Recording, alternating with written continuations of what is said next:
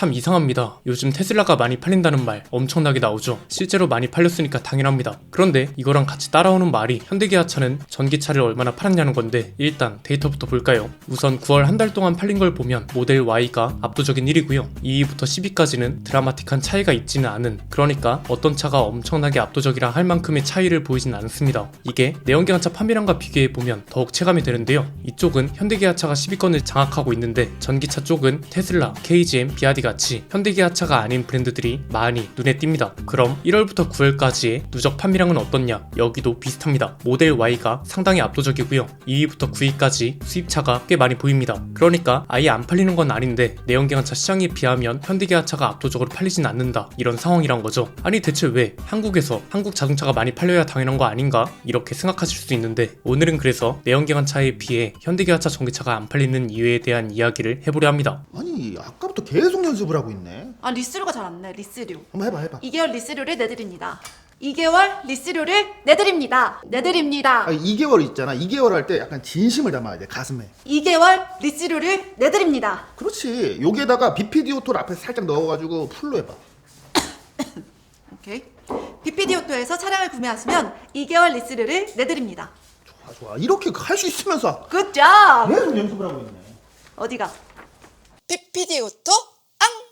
논쟁을 방지하기 위해 언급하자면, 이미 테슬라 BMS 문제와 현대기아차 ICCU 문제는 따로 다른 영상이 있으니 그걸 봐주시면 되고요. 이게 굉장히 흥미로울 수밖에 없는 게, 한국 시장은 분명 현대기아차가 장악하고 있는 게 맞습니다. 실제로 브랜드별 판매량을 봐도 점유율이 압도적이거든요. 그런데 왜 유독 전기차 쪽 판매량만 상황이 다르냐 이겁니다. 앞에서 판매량 데이터를 보신 것처럼 실제로 상위권에는 현대기아차가 아닌 다른 브랜드, 심지어 해외 브랜드 차들도 어렵지 않게 찾아볼 수 있습니다. 이거랑 또 하나 눈에 띄는 자료가 이겁니다. 현대차그룹의 전기차 미국 수출량 데이터인데요. 실제로 수출량도 대폭 줄어들면서 이거 뭔가 문제 있는 거 아니야? 이렇게 생각하기가 쉬워졌습니다. 1월부터 5월까지를 기준으로 보면 수출량은 작년 대비 무려 88%가 감소했고, 연간 판매량을 기준으로 보면 2023년에는 12만 대 이상, 2024년도에도 9만 2천 대 이상을 수출했는데 올해는 2만 대 정도밖에 안 될 전망이라고 합니다. 이건 물론 관세와 외교, 현지 공장 건설 이런 문제들도 같이 봐야 할 데이터긴 하지만, 일단 오늘은 판매량과 관련된 이야기를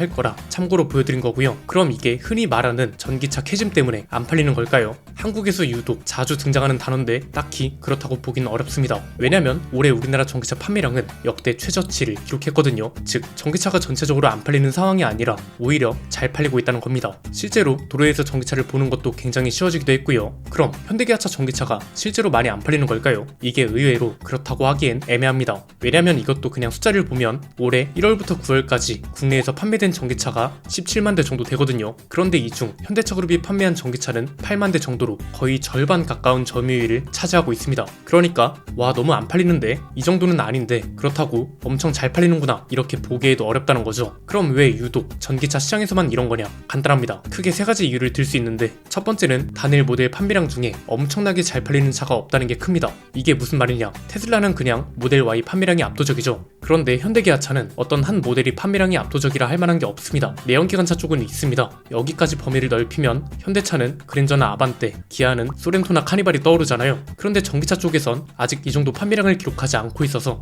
아이오닉 5나 EV3 같은 차들이 현대기아차를 대표하는 차들이다, 이런 확신이 안 드는 겁니다. 실제로 그냥 전체 판매량만 봐도 답이 나옵니다. 일단 상위 10위권에는 전기차가 없고요. 그 아래로 내려가면 모델 Y가 12위, 현대기아차 전기차는 24위까지 내려가야 EV3가 보입니다. 즉 단일 모델 판매량 기준으로 테슬라는 상위권에 있는데 현대기아차는 이 정도 판매량을 가진 전기차는 없고, 그렇기 때문에 전기차만 놓고 본다면 테슬라는 한국에서 현대기아차보다 잘 팔린다, 이렇게 된다는 거죠. 두 번째는 우리나라에선 전기차 말고도 살 수 있는 차가 굉장히 많다는 것도 중요합니다. 이게 지금 핵심이 현대기아차는 왜 전기차 중에 압도적인 단일 모델 판매량이 없냐 이거잖아요. 여기서 이제 대부분이 간과하는 게 뭐냐? 통계를 해석하는 관점에 따라 다른 걸 수도 있는데요. 아직 한국은 내연기관차 판매량이 압도적입니다. 물론 여기엔 하이브리드 차도 포함되는데 전기차 판매량이 많아졌다고는 하지만 아직 내연기관차 판매량을 따라가긴 힘들고요. 이렇다 보니까 전기차로 넘어가려던 사람들도 그냥 전기차는 다음에 살까? 이런 생각이 드는 거죠. 우리나라가 전기차 타기가 너무 편하고 내연기관차를 타기 불편한 곳이다. 그렇다면 얘기가 달라지겠지만 내연기관차나 전기차나 딱히 어떤 하나가 무조건 편하다 정도로 격차가 큰 건 아니기 때문에 아이오닉 5 사려다가 소렌토로 넘어가는 게 그리 이상하진 않은 거죠. 세 번째는 역설적으로 말하면 아직 내연기관차를 이길 만한 매력적인 전기차가 없다는 것일 수도 있습니다. 냉정하게 테슬라 테슬라는 현대기아차 내연기관차도 압도적으로 이긴 겁니다. 이건 데이터가 말해주는 거니까 논란이 여지가 없습니다. 여기서 중요한 게 현대기아차 전기차는 안 되는 걸 테슬라는 어떻게 해냈냐, 이런 걸 볼 필요가 있습니다. 왜냐면 여긴 미국이 아닌 한국이니까 테슬라의 판매량이 더욱 의미 있는 데이터가 된다는 거죠. 간단합니다. 모델 Y는 따지고 보면 한국 소비자들이 좋아할 만한 조건들을 모두 갖췄습니다. 일단 가장 잘 팔리는 차종이죠. 중형 SUV잖아요. 참고로 우리나라는 여전히 소렌토가 판매량 1위고요. 동급인 산타페도 6위를 기록할 정도로 중형 SUV 인기가 상당합니다. 모델 Y가 이 조건에 일단 딱 맞고요. 여기에 또 전기차잖아요. 뭐야, 전기차면 비싸겠네, 이렇게 생각하고 찾아봤더니 이게 웬걸 소렌토랑 가격이 비슷하대요. 심지어 수입차다. 중형 SUV의 가격은 소렌토, 거기에 수입차 얘기까지 하다는 건데, 이 조건이면 테슬라가 아니라 다른 브랜드 전기차여도 잘 팔릴 겁니다. 여기에 모델 Y는 약간의 착시 효과도 작용했다고 볼 수 있습니다. 전기차는 흔히 비싸다고 생각했는데 소렌토랑 가격대가 완벽하게 겹친다. 실제로 저렴한 정도보다 더 저렴하게 느껴지고요. 여기에 수입차이기까지 하니 더 저렴하게 느껴지는 거죠. 즉 소비층이 원하는 조건을 모두 충족했을 뿐 아니라 이 조건들이 더 좋아 보이는 착시 효과까지 더해지니까 안 팔릴 이유가 없는 겁니다. 이게 사실 현대기아차한테는 결정적인 힌트가 될 수 있는 겁니다. 역설적으로 보면 현대기아차도 이런 전기차가 나오면 잘 팔릴 수밖에 없다는 거잖아요. 그냥 예를 들어서 현대기아차가 소렌토급 전기차를 내놨대요. 그런데 가격은 소렌토처럼 3천만원 후반대에 시작하고 옵션 이것저것 넣고 트림도 중간 정도로 갔을 때 보조금 포함 4천 초중반에 살 수 있대요. 이러면 안 팔릴 이유가 있을까요? 이게 이제 현재 상황과 연결되기도 하고 중요한 포인트이기도 한데요. 굳이 전기차나 내연기관차나 나눠서 볼 필요가 이제는 없다는 겁니다. 그냥 가격 좋고 상품 좋으면 알아서 잘 팔립니다. 테슬라는 그 중에서도 가격이 좋으면 잘 팔린다는 걸 명확하게 증명한 거죠. 지금 이 토론이 왜 중요하냐면 현대기아차도 이제 막 전기차를 만들어 팔기 시작한 거잖아요. 그런데 동시에 다른 브랜드들도 엄청나게 뛰어들기 시작했습니다. 프리미엄 브랜드든 대중 브랜드든 이 회사들이 밀고 가는 건 둘 중 하나입니다. 상품성이 기본 이상하는 건 이미 글로벌 자동차 회사들 대부분이 기본적으로 갖추고 있는 조건입니다. 그럼 이제 여기서 나뉘는 건 엄청난 혁신을 보여주느냐, 엄청난 가격 경쟁력을 보여주느냐, 이렇게 갈린다고요. 테슬라는 일단 브랜드 전체적으로 혁신을 밀지만 모델 Y만 놓고 본다면 혁신보단 가격 경쟁력이 중요성을 보여준다고 보거든요.